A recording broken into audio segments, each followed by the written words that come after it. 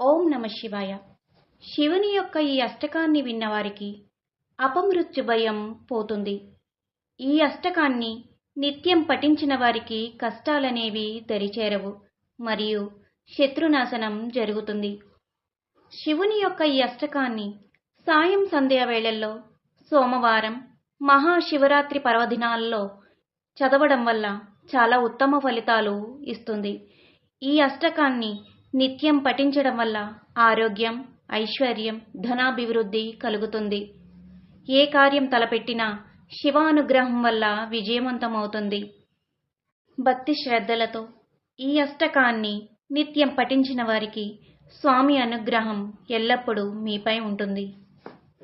చంద్రశేఖర చంద్రశేఖర చంద్రశేఖర పాహి మాం, చంద్రశేఖర చంద్రశేఖర చంద్రశేఖర రక్ష మాం.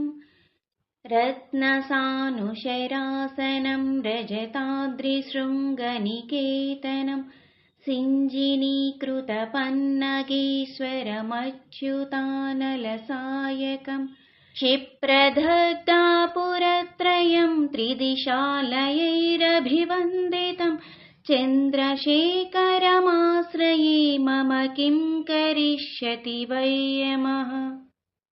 పంచపాదపపుష్పగంధపదాంబుజద్వయశోభితం ఫాలలోచనజాతపావకదగ్ధమన్మథవిగ్రహం భస్మదిగ్ధకళేభరం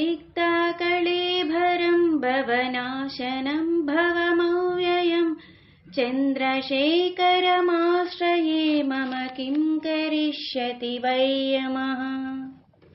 మత్తవారణముఖ్యచర్మకృతోత్తరీయమనోహరం పంకజాసనపద్మలోచనపూజితాంఘ్రిసరోరుహం దీవసింధూతరంగశీకరసిక్తశుభ్రజటాధరం చంద్రశేఖరమాశ్రయే మమ కిం కరిష్యతి వై యమః.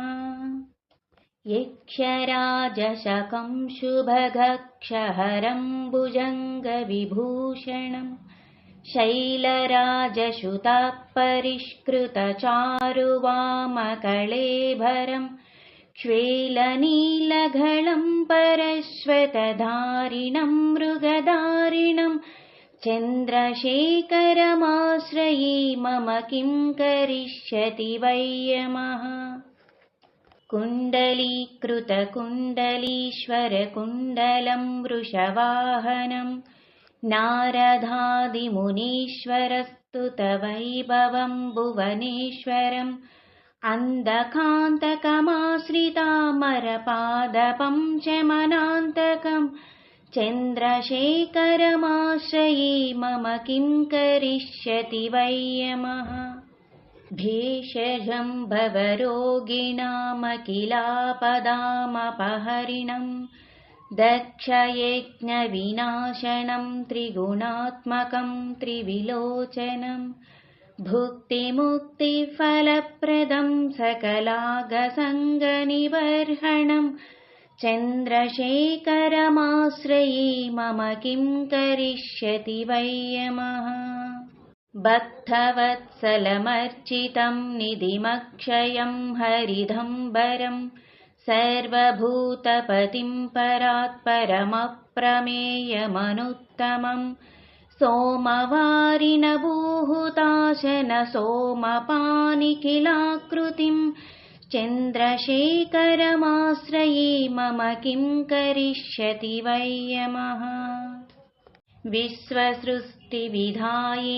పునరేవ పాలనతత్పరం సంహరంతమపి ప్రపంచమశేషలోకనివాసినం క్రీడయంతమహర్నిశం గణనాథయూతసమన్వితం చంద్రశేఖరమాశ్రయే మమ కిం కరిష్యతి వై యమః.